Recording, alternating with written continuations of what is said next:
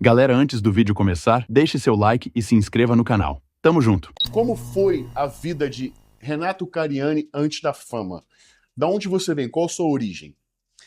Cara, Eu sempre quis perguntar isso. Cara, eu sou filho de um... Eu vim de uma família... Não parece, as pessoas... Muita gente acha que eu sou herdeiro, tudo tal, né? A pessoa fala, Renato, você tem cara de rico, você tem cara de herdeiro, tudo tal, mas na verdade não, cara. Eu sou filho de um cara que trabalhou na indústria. Quando eu era moleque, nós não tínhamos a internet. E não ter a internet significa que você tinha poucas opções para escolher a sua profissão.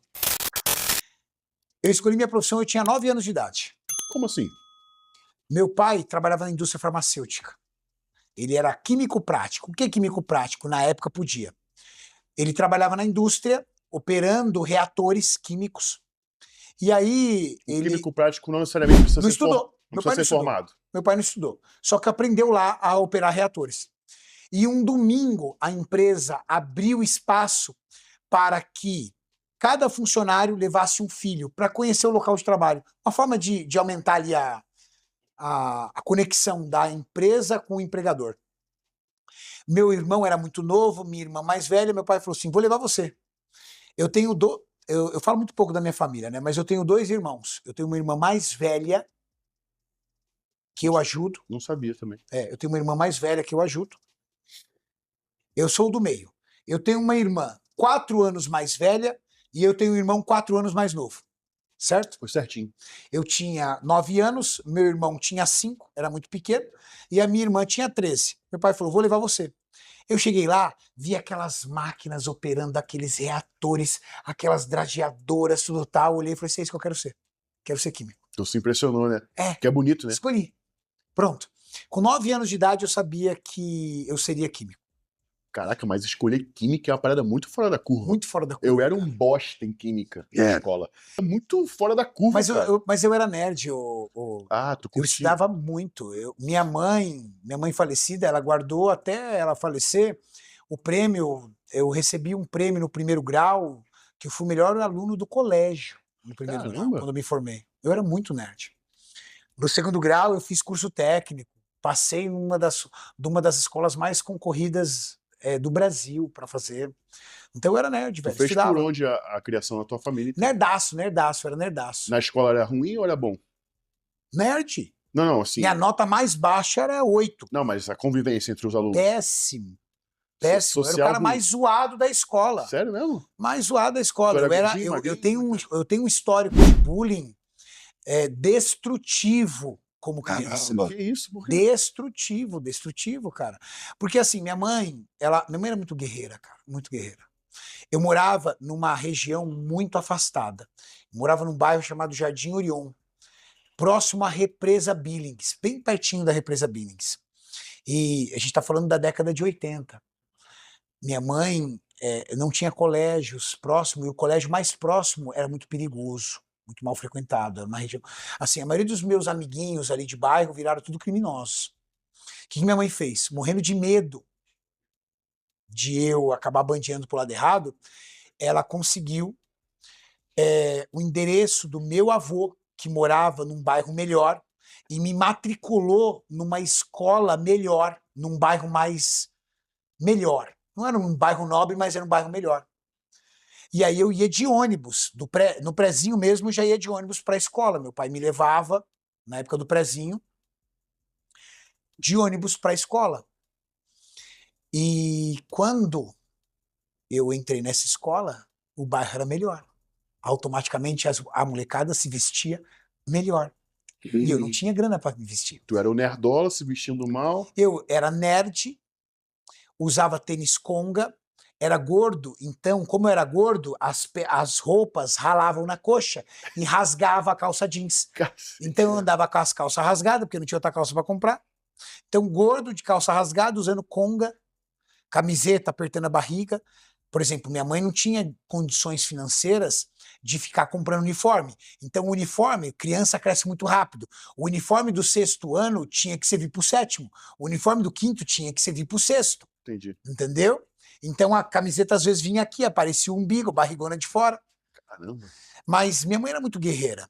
O meu pai, ele tinha um salário muito digno. Meu pai era um cara muito batalhador. Trabalhava, tinha um final de semana por folga no mês. Trabalhava direto um final de semana de folga no mês. Só que meu pai foi obrigado a se aposentar, porque a empresa voltou para o país de origem, e meu pai se aposentou no plano Sarney, cara. Ele indexou todas as aposentadorias num salário mínimo. Só que na época o salário mínimo era equivalente hoje a uns R$ 750. Muito pouco. Era minha mãe dona de casa. Meu pai era um cara, por exemplo, que se ele estivesse trabalhando hoje na empresa, era um cara que ganharia, por exemplo, R$ 6.000 por mês. Então a gente tinha uma vida muito simples, mas, cara, muito apertadinho, mas, pô, com R$ 6.000 você leva uma vida muito digna, sabe? Não faltava nada pra gente. Claro, meu pai Tinha levava. luxo, né? Mas Meu pai levava uma vez por mês pizza em casa, mussarela e calabresa pra gente comer. Meu pai carne só tinha de final de semana, a gente comia frango ou ovo durante a semana, mas é a realidade da maioria dos brasileiros. sim. Cara, meu pai sustentava a família com dignidade, ganhava 5, 6 mil reais, fazia muita hora extra pra pegar. De repente, você vê a sua família ganhando R$ 750. Só que como meu pai trabalhou 38 anos na mesma empresa, ele pegou uma ótima rescisão. Certo. Então a gente comia da rescisão. Pegava a aposentadoria, pegava um pouquinho da rescisão. Aí veio o Collor e tirou todos os investimentos. Eu lembro disso. Congelou todos os investimentos. Eu lembro dessa notícia. Eu acho que eu nem era... E aí meu pai se viu sem dinheiro, da poupança e ganhando salário mínimo. Aí minha mãe foi trabalhar de faxineira. Então era minha mãe de faxineira, meu pai teve um AVC e um infarto de estresse e depressão por causa disso. Meu pai muito provedor, ver a minha mãe tendo que trabalhar, vendo faltar as coisas em casa. Aí de repente eu vi meus parentes dando cesta básica pra gente poder sobreviver. Forte, hein? E aquilo foi muito humilhante. Você sabe qual foi um dia que virou a chave pra mim? Esses dias me perguntaram, Renato, qual foi a virada de chave? Qual foi o dia que você tomou a decisão de se tornar uma pessoa próspera? Eu tinha 12 anos de idade e os meus primos que brincavam comigo chegou em casa com o meu tio levando cesta básica. Aquilo, cara, foi uma situação muito humilhante pra mim. Ver os meus primos com dó de mim, do tipo, ó, a gente vai trazer comida aí pra você cozinhar. Naquele dia, cara, eu não tenho vergonha de falar isso, porque eu não tenho vergonha de falar que eu sempre trabalhei muito pra ganhar dinheiro. Naquele dia eu tomei a decisão, eu não vou ser pobre, velho. Eu não vou ver minha família passando por isso, eu não vou passar perrengue, eu não vou ter dívida, eu não vou ser um cara lascado. Com 12 anos de idade, eu já estava decidido. O que eu tenho? Eu vou estudar, então eu vou estudar feito um desgraçado, eu vou me formar em algo, eu vou construir algo. E fui trabalhar. Com 11 para 12 anos de idade, eu entregava panfleto no Farol.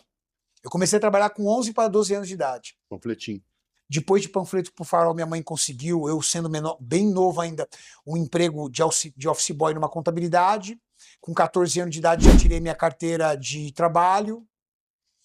Já com 14 anos de idade eu comecei a estudar na área química com técnica em química, entrei como auxiliar de laboratório e fui Caramba. trabalhando. Muito maneiro porque... Muito precoce, né? Muito precoce. Porque hoje em dia a gente vê os jovens saindo da escola, fazendo faculdade e perdido ainda. Não, sem saber o que fazer. E tu com 9, 12 anos já Com tava 9 muito anos eu já sabia decidido. que eu ia fazer curso técnico em química. Que loucura. Com 12 anos de idade eu já sabia que eu queria ter uma indústria. Mas na tua época, eu acho que eu fui ali...